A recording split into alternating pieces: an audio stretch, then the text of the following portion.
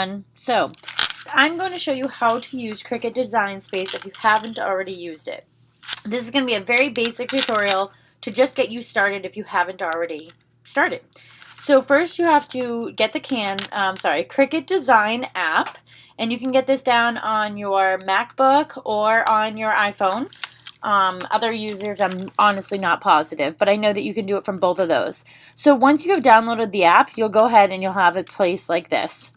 You'll be able to see your projects in the top right here. And then you'll also have, ready to make projects and tutorials and everything else that Cricut offers. But for right now, I'm just going to show you how to make a new project. So you go up here to this green button. It says New Project, and you're going to click it. And once you get in there, you're now in Canvas design space for Cricut, and you can create what you want.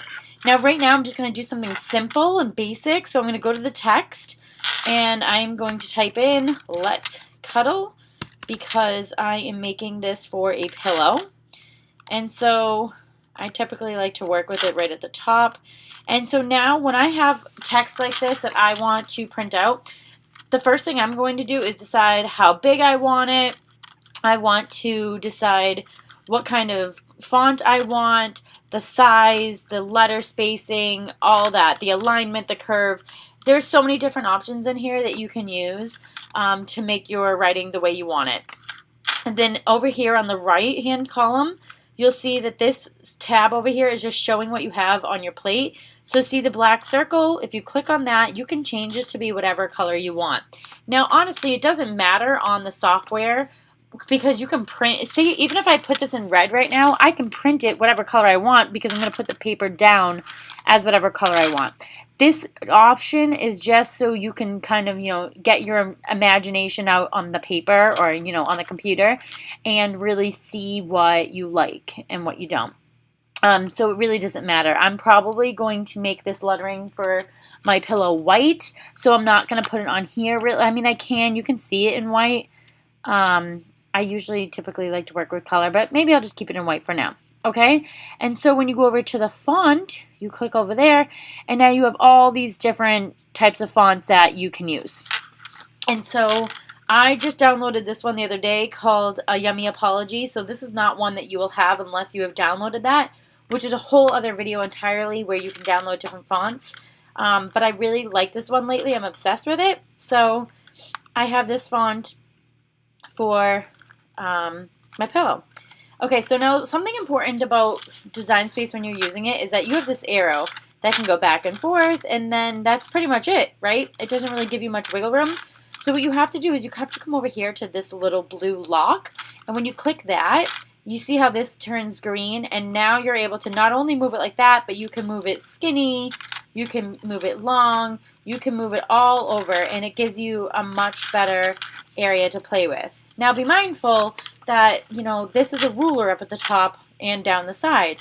So it represents the actual math that you would put into the Cricut machine. So you want to make sure that when you're measuring your item that you're putting this on, that it measures up with the lines that are on here on the computer. So if I wanted this 7 inches, okay, I need to make sure I'm at my 7-inch mark. And if I want it to be, 2 inches, and I want to make sure that that's what I have. So you want to make it as big or small as you need to. Now, depending on what kind of projects you're doing, if I was going to add more than this, and I want to make sure that this stays the same wherever I move it, once I move it to the area that I want, like this, I want to now lock it. And so when I move the piece, it's not going to adjust itself again because it's locked. So if I unlock it and then I go to move it and I accidentally, make it, if I was clicking over here and I made it like this and I'm like, oh no, I forget the exact measurement, I liked it before. Well, it's because you didn't lock it, and so it will still move. So you just want to make sure that after you're done moving it, whatever way you like, you want to lock it so then when you go to move the piece again, it will all move together.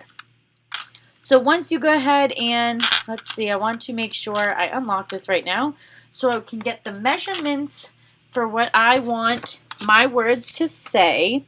And I think I'm going to go with no bigger than 8 inches.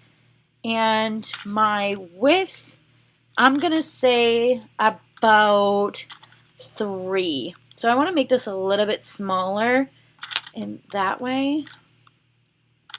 Okay. And so now I have what I want. And so when I'm ready to go and I'm ready to print what I want, I'm just going to leave this like it is.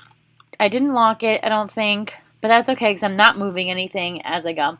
I'm going to come over to this green bucket that says Make It. And I'm going to click Make It, and it's going to bring me over to the mat. So this mat that they're showing you on the screen is the mat that represents the one you're going to put into your machine.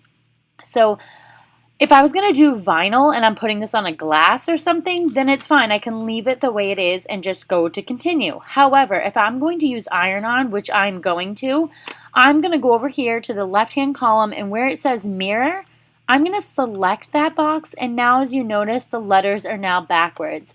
Because the way you put the material on the board, it's going to print it out so you can actually iron this onto something and it reads the way it's supposed to. So it's just a matter of how you're applying and what kind of material you are using.